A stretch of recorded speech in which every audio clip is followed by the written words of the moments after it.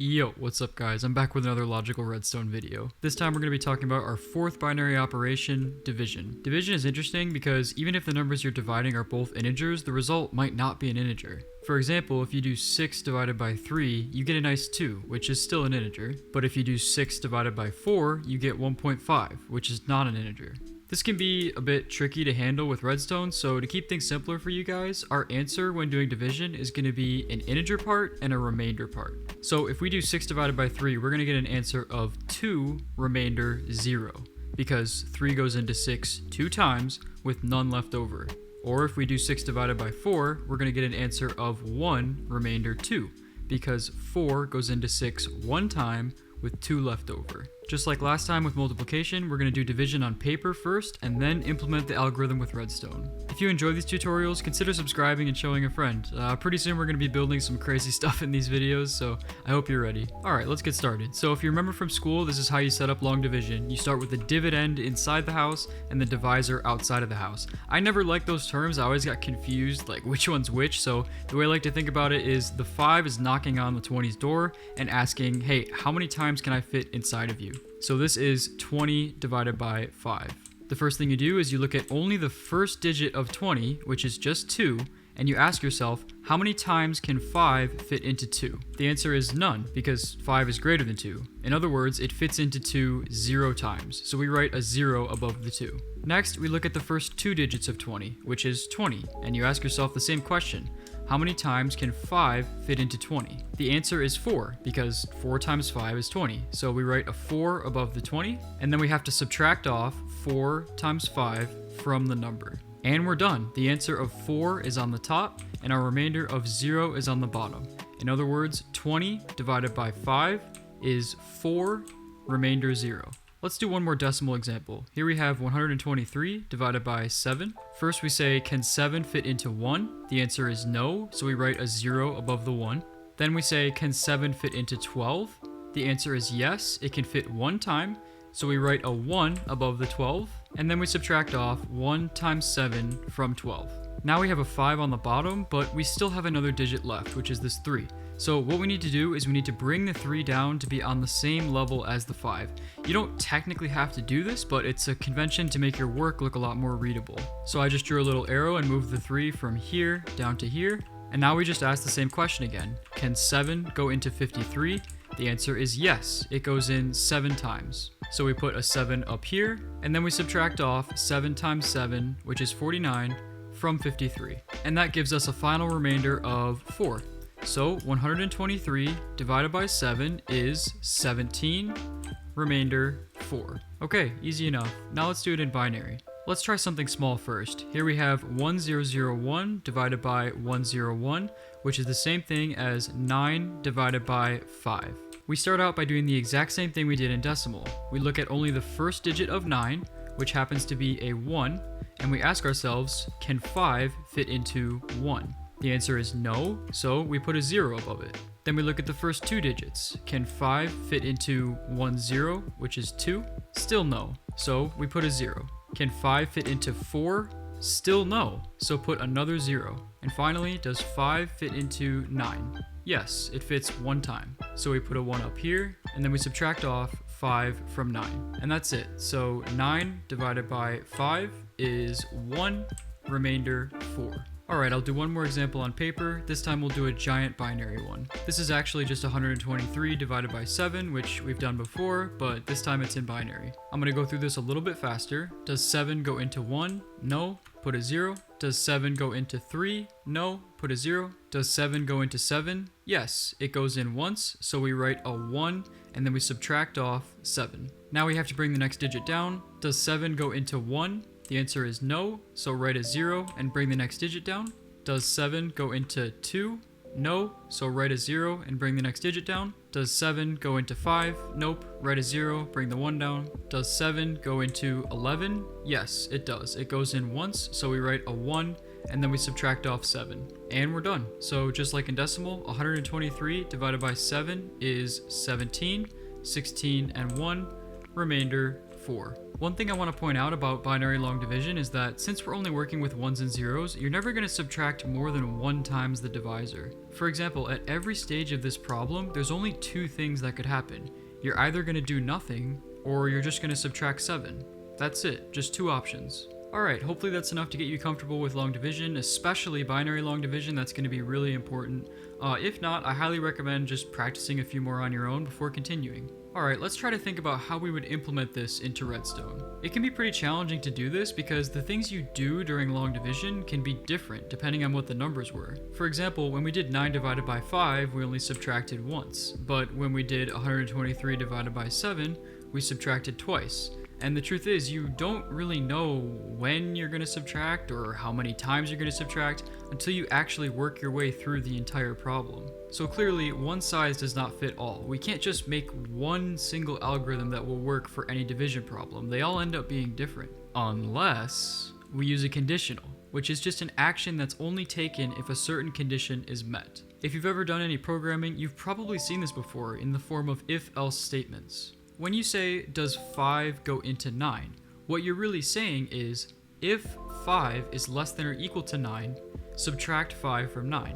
Else, do nothing. And that conditional statement is the heart of the division algorithm, because at every single stage of division, that's what you're asking yourself. You're saying, can this number go into this?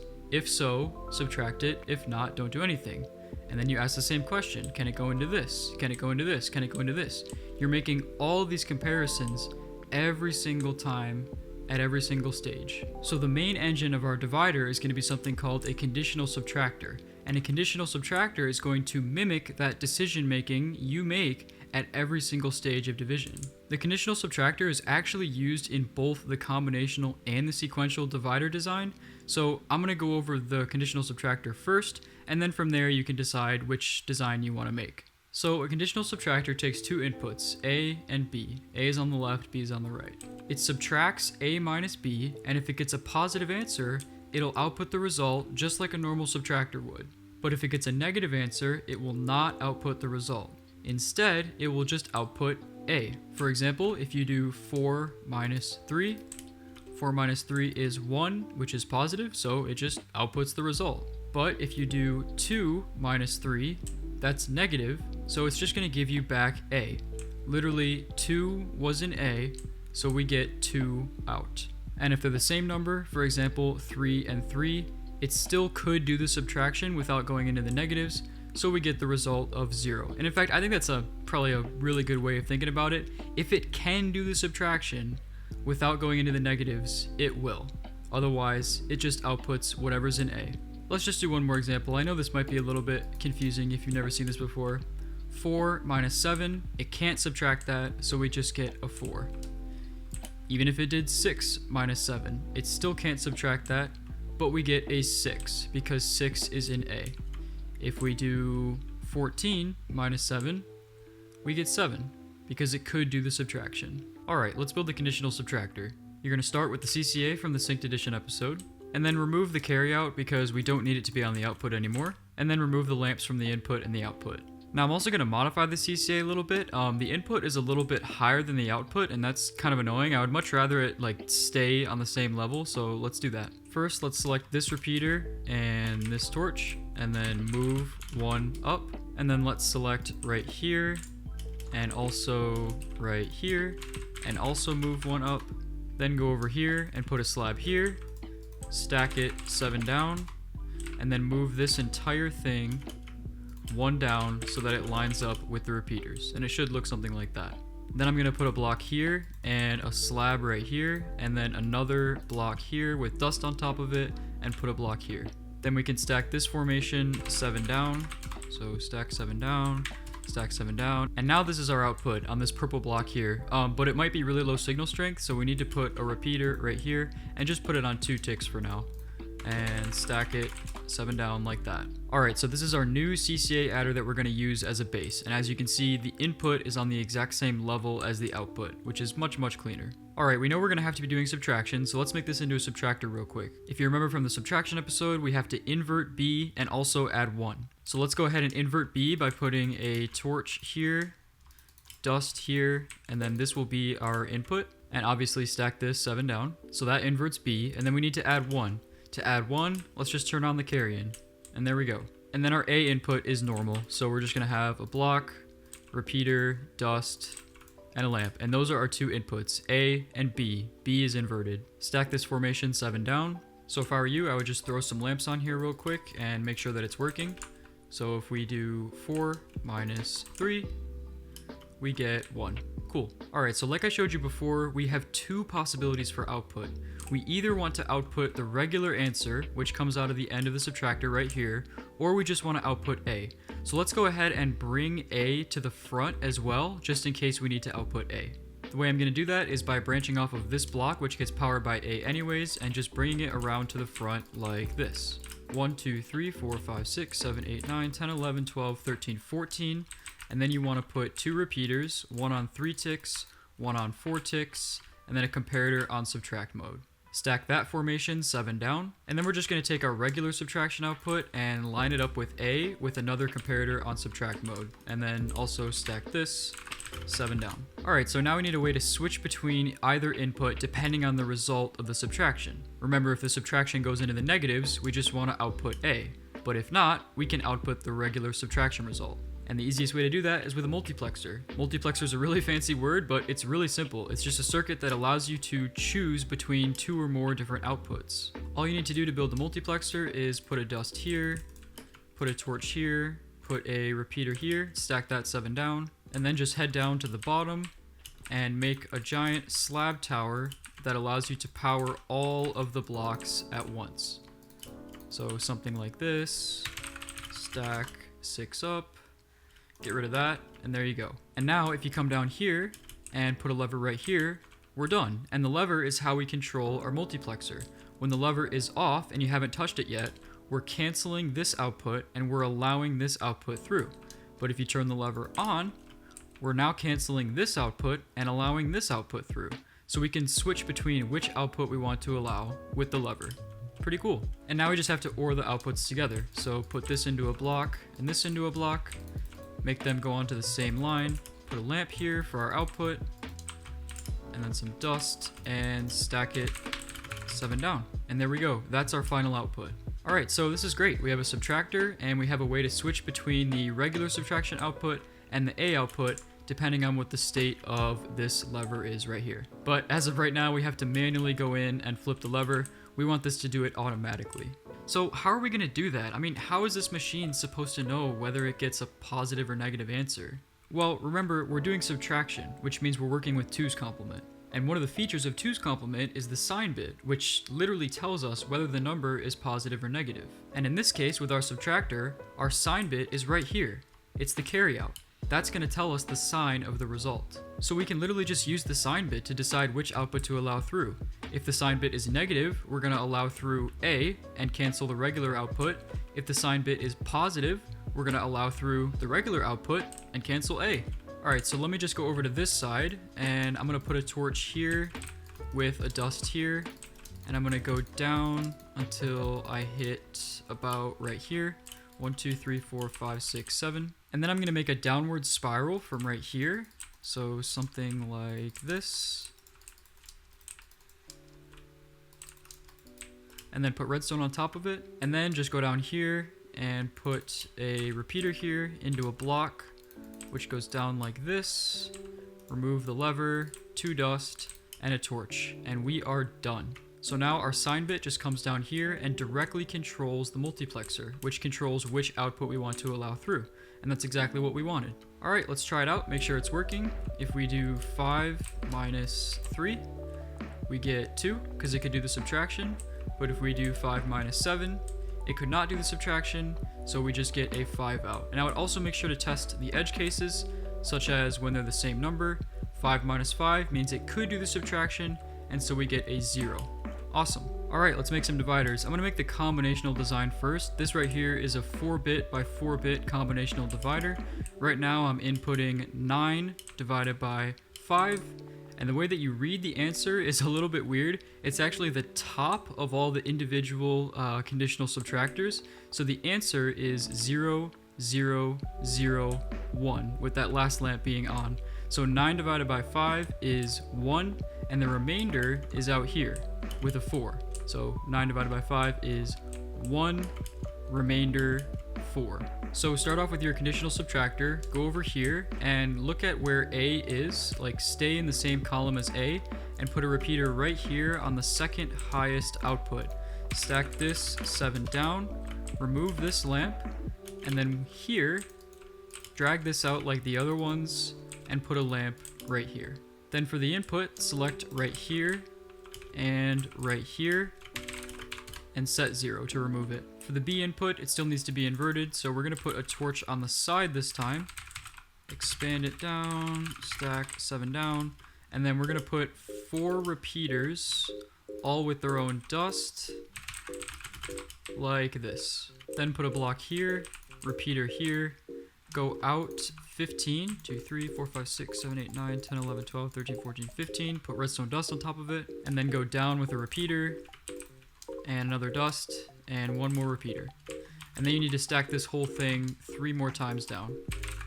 So like this, and like this. There we go. And that's gonna be our final B input, so you can go ahead and put lamps on these with some levers. And now we just need to stack this thing. So select the first corner as right here, and then select the second corner down here like this. Then go to the front and go right here and do / copy, and go to the repeater here, / paste. And then we need 4 of them. And there we go, 1, 2, 3, 4. So now all we need is the input for A. And the input for A is gonna be the 1 line of all the individual conditional subtractors. And don't worry, I'm gonna explain all of this. You'll understand exactly how this works in just a second. But so we need to grab the 1 line from here as our top bit, and then the 1 line from the next conditional subtractor as our second bit, and then the next one as the next bit, and yeah, you get it. So I'm gonna skip over myself building this part. Should be pretty easy. The one thing I wanna say is watch out for this torch right here. Make sure it doesn't, like, interfere onto that line or anything. All right, so here's a quick look at it. The top bit goes into this 1 line, this bit goes into that 1 line, exactly like I said. But there is a world download if you're on Java and you wanna see this, or if you have questions about it, just go ahead and download the world and look at it. But with that, we're almost done. I'm just gonna throw some lamps on the first input so that we can see what's happening. And then on the very end, since this is the remainder, I'm gonna remove these lamps and put them here, going up like this. 1, 2, 3, 4. There we go. Okay, that's it. Let's try it out. I'm gonna try to explain exactly what's happening here. So let's put in 9 divided by 5.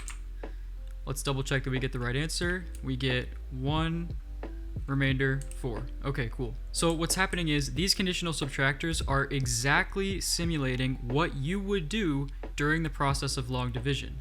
If we go back to the long division over here, when I had 9 divided by 5, the first thing we did is we said, does 5 go into 1?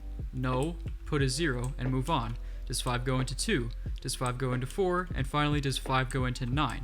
And so that's exactly what the combinational design does. It does those exact same steps. And so you can see with the lamps here, the very first conditional subtractor is looking at 1 minus 5, and it can't do that, so it outputs a 0 and moves on. Then the next conditional subtractor is looking at 2 minus 5. It can't do that, so it outputs a 0 and moves on. Then the next one looks at 4 minus 5. Can't do that, moves on. And finally, the last conditional subtractor has 9 minus 5. We get an output because it could do the subtraction, and the remainder is the result, which is 4. Let's do another example. Let's do 10 divided by 3. And this is what it would look like for long division. So first we do, does 3 go into 1? No. Does 3 go into 2? No. Does 3 go into 5? Yep. Subtract. Bring the next digit down, and finally, does 3 go into 4? Yes, and we get a remainder of 1. And so, this should exactly simulate that process. First we do 1 minus 3, nope. And then we do 2 minus 3, nope. 5 minus 3, yes, and I get a result of 2. and then we bring down the next digit. 4 minus 3, yes, and we get a result of 1, which is our final remainder. So 10 divided by 3 is 0, 0, 1, 1, which is 3, remainder 1. Alright, cool. So that's our combinational divider. It's basically just a giant long division simulator. Really cool stuff. But now for the even cooler design, which is the sequential version. This sequential design just uses one conditional subtractor on a loop. The A input is right here, the B input is right here, our answer is right here. You kind of have to read it this way, and then the remainder is over here. Let's try it out real quick before we build it. We have 8 bits this time, so we can do slightly bigger stuff. Let's do 25 divided by 5. I have the game sped up right now, and there we go. We got 5, remainder 0. Alright, let's build one. So you start with your conditional subtractor. Anytime you're building something that loops, you need to ask yourself 2 questions. 1, is it synchronized? And 2, how long is the clock cycle? I'll tell you right now, it is synchronized. I designed it that way. That's why you have some weird stuff like 2 ticks here and 7 ticks of delay here. It's to make sure that the entire thing is synchronized at 9 ticks. So after you put your input in, exactly 9 ticks later, your output shows up. So let's make it loop, and the way you do that is you remove these lamps, and then go right here with the second highest, slab, block, 1, 2, 3, 4, 5, 6, repeater, and line this up with this guy, and then put redstone dust on all of these, and then stack the entire thing 6 down. If you did it right, it should look something like this. Our top output doesn't have a connection, but all of these get raised up by 1, and our bottom input does not have a connection from the orange. Go ahead and delete B like this, and also delete the A lamps. Now what you want to do is put a torch right here, a comparator on subtract mode, a repeater, a lamp, and a lever. You can stack this entire configuration 7 down like this, and then just make a slab tower right here going all the way up. And then go ahead and put a torch underneath here. This is our new B input. It'll allow us to send in B whenever we want to. All we have to do is just power this torch, and then it just allows B into the machine. For A, we're gonna have to do something similar, so similar that I think I'm just gonna take this part like this, expand 1 and stack, and then just make this side a different color.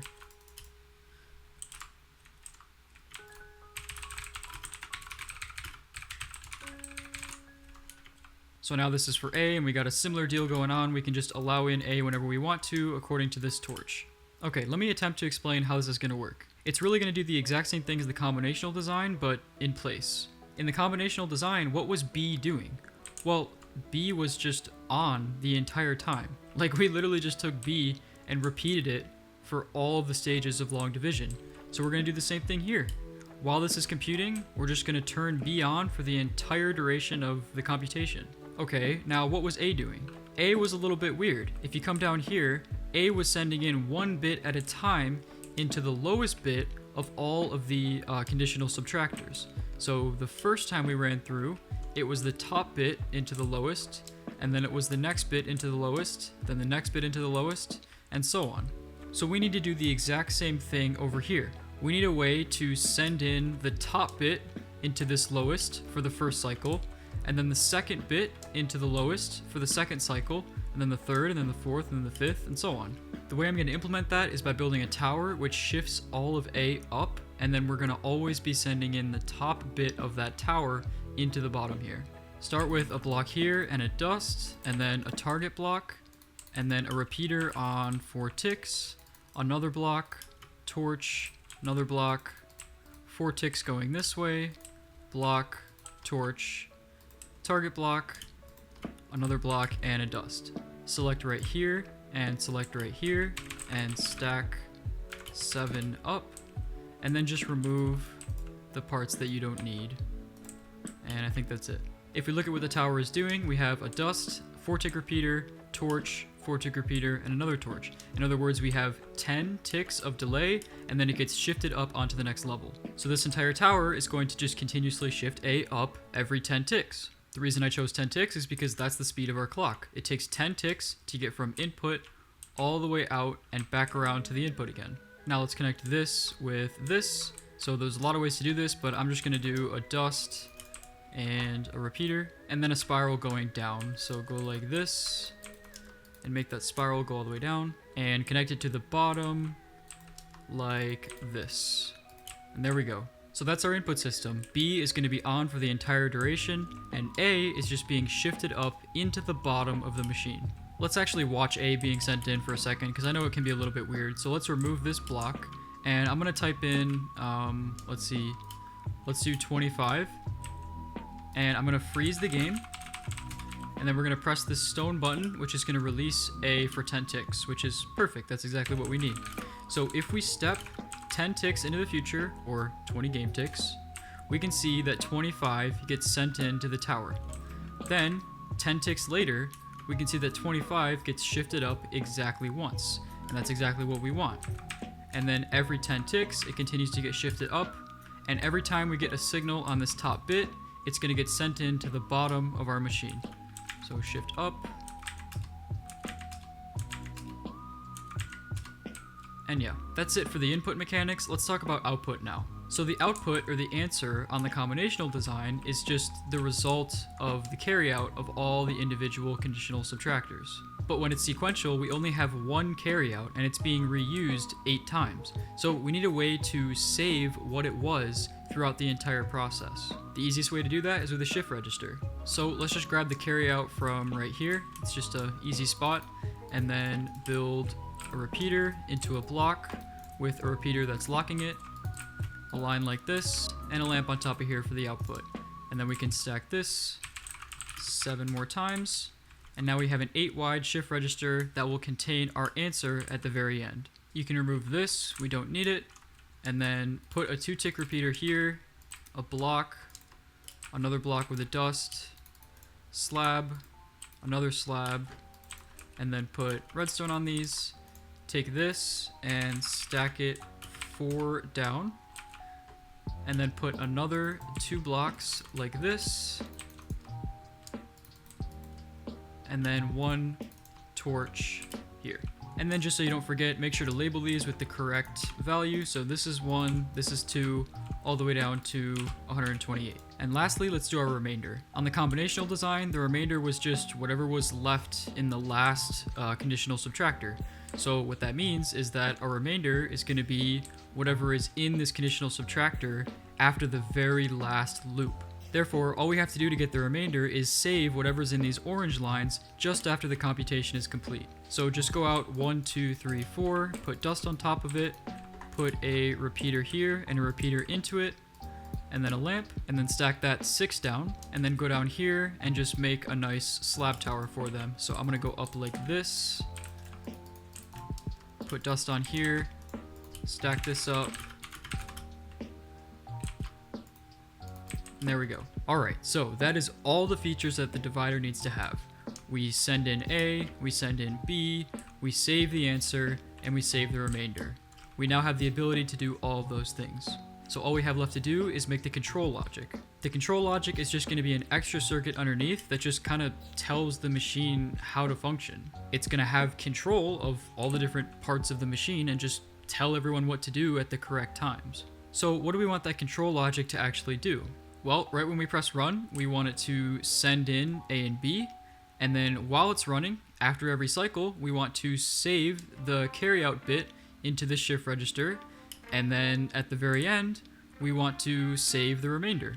And this is what it looks like right here. I actually built it earlier. Let me just build it again for you guys, and then I'll kind of explain how it all works after. First, put a 2-tick pulse generator onto this guy, because it's a shift register, with a 4-tick delay as well. Then go into the back by the remainder tower, put a torch here, and then another 2-tick pulse generator, because this is also a register. And then also put a torch right here, and you'll see why. Then go to the light green torch, put a repeater here, and then 1, 2, 3, 4, 5, 6, 7, 8, 9 with redstone on top. Then go 3 over and 2 down. Put a block above here with a repeater, and this is going to be our start button. Then build a little 4x2 dust block, comparator, comparator, dust, dust, comparator, comparator. Then put a repeater right here into a block, into a line, continue the line over here, and put a 4-tick repeater right here. Then on this side, we're going to extend with a dust, a 4-tick repeater, block, 4-tick repeater, block, 4-tick, block, and then 1-tick block. Come back out to the green and go 1, 2, 3, comparator into a block, and make this a 2-tick pulse generator. And then we're going to put a mini clock right here, which is going to go off 8 times. So put a dust, and then make a little shape like this. We're going to put a 3-tick repeater, 3-tick repeater, comparator on subtract mode, 3-tick repeater, go right here, torch, dust, and then you can break these blocks if you want. And with that, we are done. That is our 8-bit sequential divider. Let's show you how this control logic works though. It's pretty cool. It's kind of a lot to explain in just one calculation, so let's do 3 separate calculations and I'll focus on a different part each time. And then let's slow down the game to like 5 game ticks per second. So when we press this button, what happens to A? Well, we want A to just get sent in once at the very beginning. And as you can see, it's just directly connected to the button press. So yeah, it just gets sent in once at the very beginning and stops. And then for B, we want it to be sent in the entire time. And then as soon as it's not sent in anymore, we activate this, which saves the remainder. Let's set the tick rate back to normal. And when we press this button, we can see that this torch immediately turns off and it stays off for the entire time. And then after the 8 cycles, it turns back on and we get a quick flash right here. And we have now saved the remainder. It happens to be 0 because we just did 25 divided by 5. And then for the answer, we just have a clock that goes off 8 times. Every time it goes off, it flashes the shift register and continues to move stuff across. So when we press this button, we can see that this clock goes off exactly 8 times. After every time, we get the information moved across the shift register. And by the end of it, we can see we got 5 in the register. Awesome. And that's it. That's the entire 8-bit sequential divider. Let's try out another problem because, I don't know, it's fun. I'm just going to do some random stuff. I have no idea what this is, but I'll put it on screen right now. And then let's do tick rate 500. And we got an answer of 9. Remainder 10. Alright, I know what you're thinking. What if you divide by 0? Now, if you're a Chad, what you would do is set up a detection circuit which detects for when you're going to divide by 0, and when you divide by 0, it blows up a bunch of TNT. I totally didn't do that on the Red 5 calculator, by the way. You totally shouldn't go download it and try it. But no. We're smarter than that, right? The conditional subtractor, when it sees anything divided by 0, it's just going to continuously subtract 0 from it. It's literally just going to keep asking itself, can I subtract 0? Can I subtract 0? Can I subtract 0? And every time it's saying, yes I can, yes I can, yes I can. So we're just going to get all ones. 1 divided by 0 is all ones. And that is all I got for you guys. I really hope you enjoyed the combinational and sequential design. Tried really hard to make both tutorials as clear and clean as possible. As always, join my Discord if you have any questions or just want to talk to me or any of the other cool Redstone people in there. And I'll see you guys later. Peace out.